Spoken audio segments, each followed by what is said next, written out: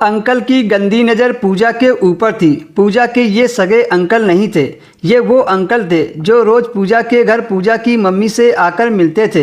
एक बार पूजा ने पापा से महंगी ड्रेस लेने के लिए बोला, लेकिन पापा ने उससे कहा कि अभी इतने पैसे नहीं हैं, तुम बाद में ले लेना। पर जब यह बात उसके अंकल सुरेश को पता चली तो अगले ही दिन उन्होंने पूजा को वह ड्रेस लाकर दे दी। उस दिन पूजा के मन में यह ख्याल आया कि क्यों ना अंकल का फ़ायदा उठाया जाए और अपने महंगे शौक को पूरा किया जाए। अब तो जब भी अंकल आते तो पूजा उनके सामने ऐसे रहने लगी थी कि उनको थोड़े थोड़े दर्शन मिलते रहे, जैसे पिंजरे में कैद कबूतरों की झलक मिल जाना या फिर पैकेट के ऊपर से काजू कतली का एहसास करा देती थी। अंकल भी पूजा को टच करने का मौका नहीं छोड़ते थे। किसी न किसी बहाने से वह पूजा के पास जाने की कोशिश करते रहते थे।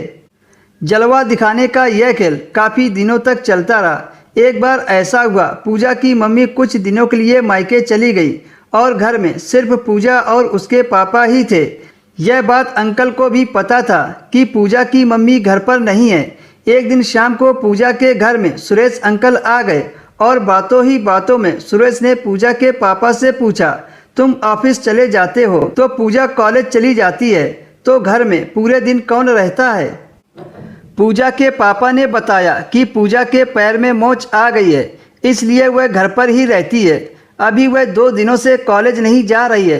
पूजा के पापा बेहद सीधे हैं। उनको यह भी भनक नहीं थी कि उनके दोस्त उनके घर में ज़मीन खोद चुके हैं। वो थी पूजा की माँ और अब वह दूसरी ज़मीन पूजा की खोदना चाहते थे। अगले दिन जब सुबह पूजा के पापा ऑफिस चले गए तो अंकल पूजा की तबीयत पूछने के बहाने घर आ गए। काफ़ी देर तक अंकल पूजा के साथ रहे और बातें करते रहे। अंकल बात तो पूजा से कर रहे थे, पर उनकी नज़र उसके पिंजरे में कैद कबूतरों पर थी और वो चोर नज़रों से हर तरफ निगाह मार रहे थे। पूजा के मन में पहले ही आ गया था कि इनको ऐसे ही ट्रेलर दिखाते रहो और अपना काम निकालती रहो। बात बात में ही अंकल ने पूछा, तुम्हारे पैर में मोच का दर्द अब कैसा है?